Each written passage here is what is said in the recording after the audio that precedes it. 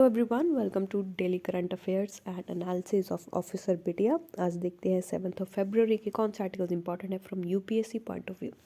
So the first article is about emergency use permission. तो जो Sputnik vaccine थी, जो कि रशिया की वैक्सीन थी, तो उसको इमरजेंसी यूज़ के लिए परमिशन मिल गई है।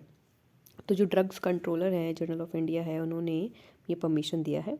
एंड जो सेंट्रल ड्रग अथॉरिटी है, उन्होंने भी इसको रिकमेंड किया था कि इट इज़ वेरी वाइटल कि आप इस पर्टिकुलर वैक्सीन को, दैट इज़ स्पुतनिक को, एमरजेंसी यूज़ के लिए आप निकाल सकते हो। इसी से जो स्पुतनिक है वो हमारी कंट्री की 9th वैक्सीन बन जाएगी जो अब यूज़ में आ सकती है। अब स्पुतनाइट लाइट के बारे में देखते हैं। ये भी स्पुतनिक वी वैक्सीन की तरह ही है। और जो डॉक्टर रेड्डीज़ लेबोरेटरी है, उन्होंने भी एक प्रपोजल सबमिट किया है कि इसको इंपोर्ट करो, डिस्ट्रीब्यूट करो स्पुतनिक लाइट को, ताकि जो स्पुतनिक लाइट जो वैक्सीन है, ये बेसिकली 29 कंट्रीज़ में ऑलरेडी यूज़ हो रही है, जिसके अंदर रशिया एंड अर्जेंटीना भी इंक्लूडेड है। क्योंकि अगर हम इसके एफिकेसी की बात करें स्पुतनिक की, सो दैट एफिकेसी इज़ 65.4%। तो ज़्यादा इफेक्टिव नहीं है जैसे हमारी कोवैक्सीन है, कोविशील्ड है, उनकी ज़्यादा एफिकेसी है, लेकिन स्पुतनिक लाइट की बहुत कम एफिकेसी है। तो लेकिन अभी भी ये पूरे वर्ल्ड में 29 कंट्रीज में यूज़ किया जाता है। So this is very vital vaccine. अगर आपको इमरजेंसी यूज़ में डोजेस कम पड़ रही है तो आप स्पुतनिक वैक्सीन को भी यूज़ कर सकते हो। एक तरह से बूस्टर शॉट की तरह लगाया जाएगा।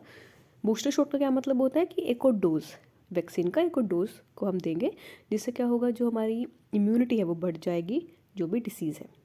जो फर्स्ट डोज है वो बॉडी को प्राइम करती है, प्रिपेयर करती है। सेकेंड डोज क्या करती है, बूस्ट करती है हमारे इम्यून सिस्टम को। और जो बूस्टर डोज होते हैं वो तब प्रोवाइड किया जाता है जब इम्यून सिस्टम जो अपनी मेमोरी को लॉस करना शुरू कर देता है। अगर जो हमारा वायरस और इम्यून सिस्टम के बीच में कॉन्फ्लिक्ट आ रहा है, फाइट हो रही है, तो हमारे इम्यून सिस्टम का रिस्पॉन्स डाउन जाने लगता है और जो वायरस का रिस्पॉन्स है वो और ज़्यादा स्ट्रेंथ होने लगता है। तो इसीलिए बूस्टर डोज तभी प्रोवाइड किया जाता है जब ये कंडीशन यहाँ पर वैलिड हो। अब देखते हैं कि हमें क्यों ज़रूरत है बूस्टर डोज की। अभी हमने कोविशील्ड लगाया है, कोवैक्सीन लगाई है, किसी ने स्पुतनिक भी लगाया है, तो क्या ज़रूरत है कि हमें बूस्टर डोज की ज़रूरत पड़ रही है। अभी इसके लिए जो साइंटिस्ट है, उनका कोई साइंटिफिक डाटा नहीं आया कि इट इज़ वेरी मैंडेटरी कि आपको बूस्टर डोज लगानी ही लगानी है, क्योंकि इसके ऊपर भी कॉन्फ्लिक्ट है। कुछ बोलते हैं कि लगा सकते हो, कुछ बोलते हैं कि नहीं लगा सकते हो।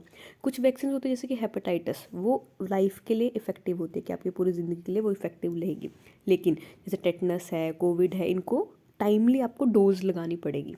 जो बूस्टर्स हैं वो आपकी बॉडी में एंटीबॉडी को काउंट कर कर ही लगाया जाएगा। अगर एंटीबॉडीज़ हाई हैं तो बूस्टर शॉट्स की कोई ज़रूरत नहीं है, क्योंकि अगर आपकी बॉडी में एंटीबॉडीज़ ऑलरेडी प्रोड्यूस हो रहे हैं, इतनी एंटीबॉडीज़ इनफ हैं कि वो जो हमारा वायरस है उससे फाइट कर सके, तो there is no need for any vaccine. क्योंकि वैक्सीन हम तब देते हैं जब हमारा इम्यून सिस्टम वीक होता है, ताकि हम उसको स्ट्रेंथन करें कि वो वायरस के अगेंस्ट फाइट कर सके। लेकिन अगर ऐसा नहीं है तो कोई ज़रूरत नहीं है।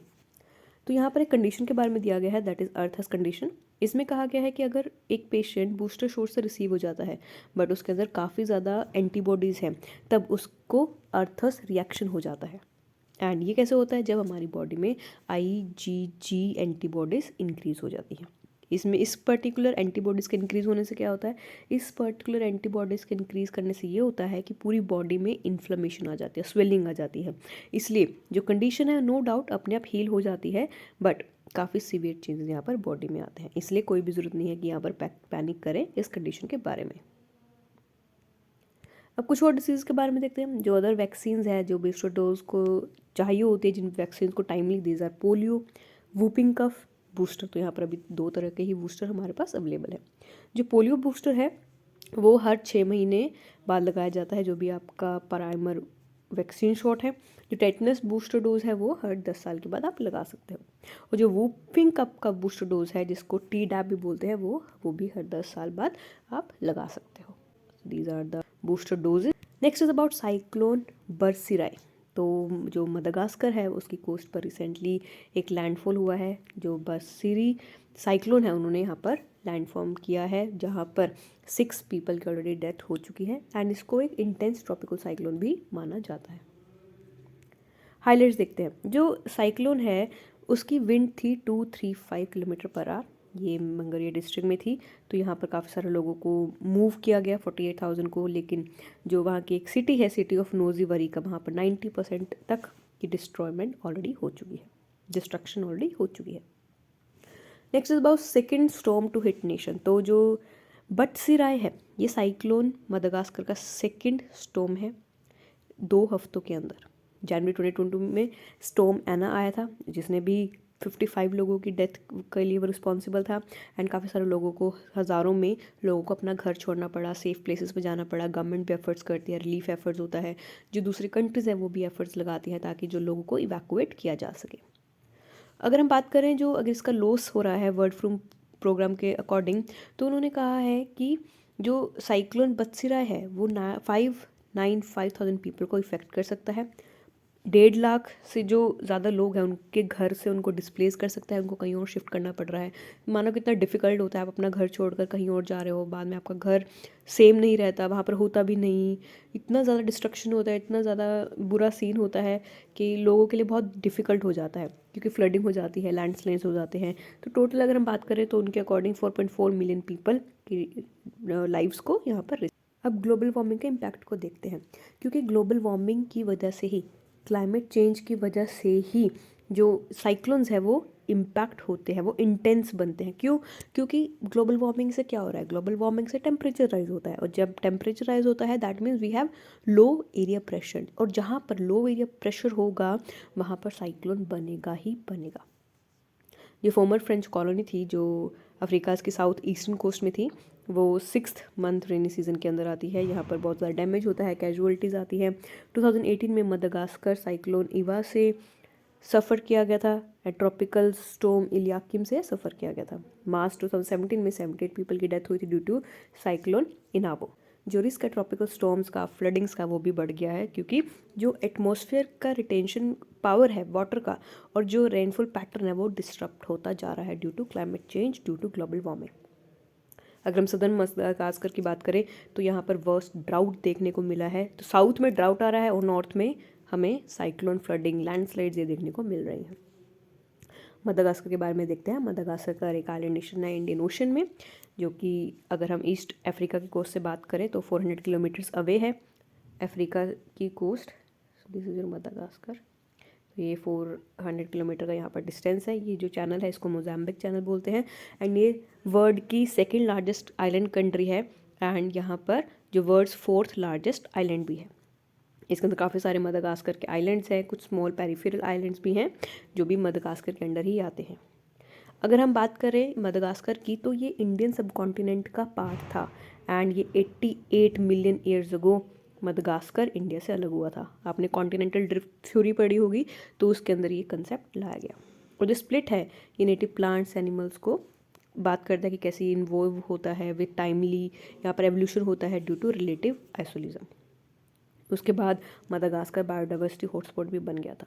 जो 90% है वाइल्ड लाइफ, वो ऐसी वाइल्ड लाइफ है वो सिर्फ मदागास्कर में मिलती है और कहीं पर पूरी धरती पर, पूरे वर्ल्ड में, पूरे अर्थ में और कहीं नहीं मिलती, वो सिर्फ मदागास्कर में ही मिलती है। तो इसको बायोलॉजिकल हॉटस्पॉट भी माना जाता है। So this is the location, this is your Africa, this is your Mozambique channel, this is your Madagascar. Alright, and ये इंडियन ओशन में, ये आपको ध्यान रखना है। Now next is about new species of spider and millipede. तो यहाँ पर जो डिपार्टमेंट है जूलॉजी के, उनको एक नया स्पीशीज़ मिला है और ये मिला है हमारे लिए इंपॉर्टेंट है वायनाड वाइल्ड लाइफ सेंचुरी से। और जो न्यू स्पीसीज़ है ये भी campus of university of Calicut से पाया गया है। तो अगर हम मिलीपेड की बात करें तो ये जो यहाँ पर ये पिक्चर्स दिया गया है इन छोटे छोटे इंसेक्ट्स का, इन छोटे छोटे जो ये मिलीपीड्स हैं इनको हम मिलीपीड्स बोलते हैं, इस कैटेगरी के जो इंसेक्ट्स होते हैं। अगर हम बात करें करेक्टोहोतस तो ये नया स्पीशीज जो हमें डिस्कवर हुआ है फ्रॉम द वेस्टर्न घाट्स। ये बेसिकली नॉक्टर्नल जंपिंग स्पाइडर है जो रात को जंप करता है और कोशिश करता है कि वहाँ से हाइड कर सके, छुप सके लीव्स के अंडर ड्यूरिंग डे टाइम। दिन में छुपा रहता है और रात को it is a jumping spider. और रात को क्यों आता है? क्योंकि रात को खाना चाहिए होता है। अब दिन में तो खाना नहीं मिलता because he is shy may be, तो रात को ही आता है और खाने के लिए फॉर फीडिंग। एंड अगर हम बात करें हमें कितने मिले हैं वहाँ पर, तो 287 स्पीशीज़ हमें मिले हैं जो कि इंडिया में पाए गए हैं। करेक्टर्स देखते हैं। ये बेसिकली इनकी फीमेल होते हैं जिनकी लेंथ 6 mm होती है, मेल की 5 mm। डार्क कलर के होते हैं दोनों ही, जहाँ पर स्पॉट्स होते हैं उनकी बॉडीज़ पर एंड वो स्पॉट्स वाइट स्पॉट्स होते हैं एंड मार्क्स होते हैं कुछ। उनके अंदर वाइट क्रिसेंट मार्क्स भी होते हैं हेड एंड एब्डोमेन में, male as well as female में भी।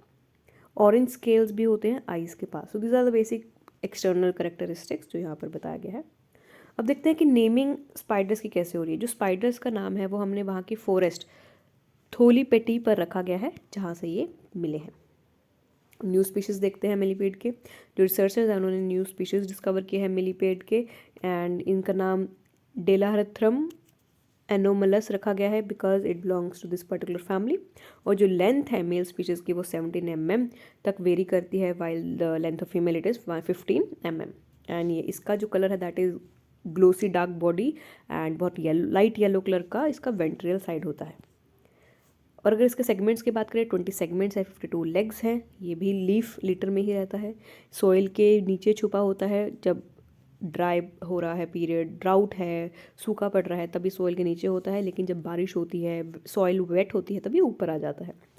अभी तक 275 स्पीशीज़ हमें इंडिया में मिले हैं मिलीपेड्स के। Alright, so next is about endurance 2022 expedition. तो जो इंड्योरेंस 2022 एक्सपेडिशन है ये स्टार्ट हो चुका है केप टाउन से। हम देखेंगे ये एक्सपेडिशन है क्या, बट ये केप टाउन से शुरू हो जाए। केप टाउन क्या है? केप टाउन साउथ अफ्रीका का बिलोस्ट पॉइंट है, सबसे lowest point is the Cape Town. And ये जा रहा है वेडल सी की तरफ एंटार्क्टिका में। तो वेडल सी जो फ्रेश वाटर सी है वहाँ पर ये जा रहा है। इस एक्सपेडिशन के बारे में देखते हैं। ये एक्सपेडिशन जो है ये किसने डिपार्ट किया है? फाल्कमैन मैरीटाइम हेरिटेज ट्रस्ट ने डिपार्ट किया है।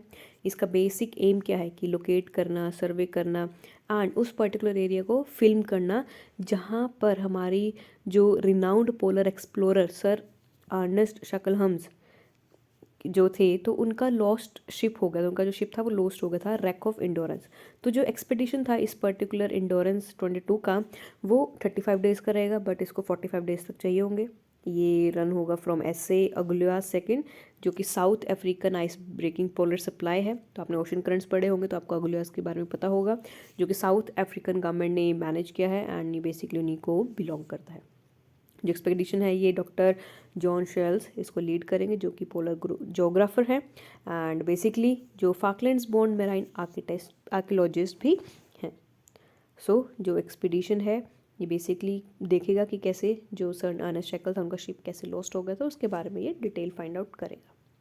So this is about it. अब देखते हैं कि कैसे ये लोकेट करेगा। जो इंड्योरेंस था उनका जो शिप था कि उसके जो रेक हैं उसका जो टूटे हुए पार्ट्स है उसको कैसे प्रिजर्व करेगा। तो बेसिकली उसको प्रिजर्व किया जाएगा हिस्टोरिक साइट एंड मॉन्यूमेंट्स में अंडर एंटार्क्टिक ट्रीटी। और जो टीम होगी वो SAAB Sabertooth hybrid under water search vehicles को यूज़ करेगी सर्वे करने के लिए, ताकि वहाँ पर अगर हमें डायरेक्टली कोई एविडेंस भी मिल रहा है तो हमें उसके बिना छेड़खानी के हम उसकी पिक्चर बनाएं, रिकॉर्डिंग करें, ताकि हम उसको एज इट इज़ प्रिजर्व कर सकें। यहाँ पर ऑटोनॉमस अंडर वाटर व्हीकल्स भी यूज़ किए जाएंगे जो कि एक प्री प्लान प्रोग्राम को सपोर्ट करेंगे। बेसिकली यहाँ पर अगर हमें कोई रैक में मिल रहा है सी के अंदर तो हम डायरेक्टली उसको एक्सकवेट नहीं कर लेंगे, हम पहले देखेंगे, फिल्म करेंगे कि हाँ ये वही है, इसको हम अनटच रखेंगे। बेसिकली इसमें हम कोई चेंजेस नहीं लाना चाहते। इसमें रिमोट ऑपरेटिंग व्हीकल्स भी यूज़ होंगे ताकि डिजिटल सिग्नल सेंड हो सरफेस में and in real time and through fibre optical cable का भी इस्तेमाल किया जाएगा। So this are the thing जो इसमें यूज़ होंगे। पर्पस देखते हैं। जो पर्पस है सैबरटूथ का वो यही रहेगा कि कैसे टेथरिंग करनी है ताकि लॉस ना हो सके आइस का, क्योंकि आइस भी है उधर तो अंडर आइस का भी ध्यान रखना है। एंड इसके अंदर कैपेबिलिटी है कि ये डिप्लॉय करता है फ्रॉम आइस कैंप्स जो बेसिकली सुटेबल होते हैं आइस फ्लोज के लिए यूजिंग 2 हेलीकॉप्टर्स ऑन बोर्ड। अगर हम एम की बात करें एम ऑफ इंडोरेंस 22 एक्सपेडिशन तो इसका एम यही है कि जो स्टोरी है शकलथम की, his ship and members of A team for new evidences for new audiences, तो वो ध्यान रखें। कौन कवर करेगा इस इवेंट्स को? जो फॉकलैंड मैरीटाइम हेरिटेज ट्रस्ट है उनके साथ काफ़ी सारे पार्टनर्स हैं इस particular video and content platform में जो यहाँ पर काम करेंगे। That is history hit as well as digital agency little dot studios जो बेसिकली इसमें कोलैबोरेट कर रहे हैं। Alright, so next is about African Union summit. तो अभी 35th अफ्रीकन यूनियन समिट हुई है अडिबास अडाबा में इथोपिया में।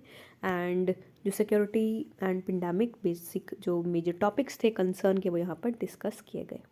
तो कुछ हाइलाइट्स देखते हैं इस पर्टिकुलर समिट के। जो कंट्रीज़ हैं उन्होंने कोविड वैक्सीन्स की अनअवेलेबिलिटी पर बताया है, क्योंकि कोविड के केसेस अब दोबारा बढ़ने शुरू हो गए हैं, तो जो कंट्रीज़ हैं उनके पास शॉर्टेज ऑफ सप्लाई हो रही है, डिमांड ज़्यादा है सप्लाई कम है, तो इस बात पर भी चर्चा किया गया।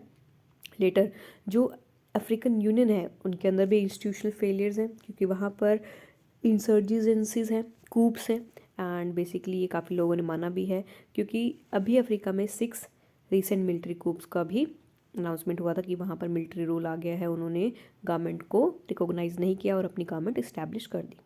और ये जो समिट है इसमें 11% अफ्रीकन ही हैं जो पूरे वैक्सीनेटेड हैं। पैलेस्टीन चाहता था कि वो अफ्रीकन यूनियन से विड्रॉ कर सकता है as the observer status of Israel. अब देखते हैं कि यूथोपिया क्या बोलता है। जो यूथोपिया के प्रेसिडेंट है, प्राइम मिनिस्टर हैं अभी अहमद, उन्होंने इसको अनाउंस किया है कि हमें टिग्रेयन रिबेलियंस के साथ अपना जो कॉन्फ्लिक्ट है उसको ख़त्म करना है। अब देखते हैं कि टिग्रे क्राइसिस क्या है। जो टिग्रे पीपल लिबरेशन फ्रंट है वो एक तरह से पॉलिटिकल पार्टी है, ये कोलिशन गवर्नमेंट का पार्ट है, जिन्होंने मिलिट्री डिक्टेटरशिप को एंड किया था 1991 में। और जो TPLF लीडर है वो प्रेसिडेंट बने थे इथोपिया के 1991 में, और उसके बाद ये फर्स्ट PM भी बन गए थे इथोपिया के 1995 में। अगर हम कोलिशन गवर्नमेंट की बात करें, it's called EPRDF, Ethiopian people revolutionary democratic front. 2018 में इन्होंने अभे को एज अ PM बना दिया था, एंड ये बेसिकली मिलिट्री इंटेलिजेंट ऑफिसर भी थे। इसके बाद थे ये गवर्नमेंट के अगेंस्ट फाइट कर रहे थे, उनको थ्रेटन कर रहे थे। एंड जो हॉर्न ऑफ अफ्रीका है क्या, सो this is your map of Africa, so this is your horn of Africa. यहाँ पर 4 कंट्रीज आती हैं, सो this is your home of Africa. और जो इंटरनल पॉलिटिकल क्राइसिस इथोपिया के वो भी दूसरे अफ्रीकन नेशंस को इफेक्ट कर रहे हैं। सो दिस इज़ अबाउट टिग्रेस। तो अगर ये इंटरनल पॉलिटिकल क्राइसिस है इथोपिया में, यहाँ पर मिलिट्री रूल आ रहा है, तो कैसे गवर्नमेंट के साथ कॉन्फ्लिक्ट आ रहा है, तो ये अफ्रीका की दूसरी कंट्रीज़ को भी इफेक्ट कर रहे हैं। सो this is all about tigress crisis. अब थीम देखते हैं समिट की। यहाँ पर जो थीम था समिट का मेजर यही है, क्योंकि स्टेट पीसीएस में डायरेक्टली क्वेश्चन पूछा जाता है। तो थीम है strengthening resilience in nutrition and food security on African continent. क्योंकि अफ्रीका अभी डेवलप नहीं हुआ है, वो एक अंडर डेवलप्ड नेशन है, अंडर डेवलपिंग नेशन है बेसिकली। तो यहाँ पर खाने पीने, हेल्थ केयर, जो एजुकेशन है वो बहुत कम है, उसकी सर्विसेज बहुत कम है, फूड सिस्टम बहुत कम है, सोशल प्रोटेक्शन सिस्टम बहुत कम है। इसलिए हमें ज़रूरत है, हमें human economic and social capital development किया जाए। वहाँ पर जो बच्चे हैं, यूथ है, उनको स्किल किया जाए, उनमें कैपिटल फॉर्मेशन हो, उनको एम्पावर किया जाए ताकि वो खुद का स्टैंड ले सकें, and they can be the future of the nation. तो बेसिकली इसलिए we have this particular theme. So this is all about today's session. Thank you very much for watching. If you have any doubt or let us forget to mention in the comment section, you can also write us to us at info@officerbtech.com. So thank you and all the best.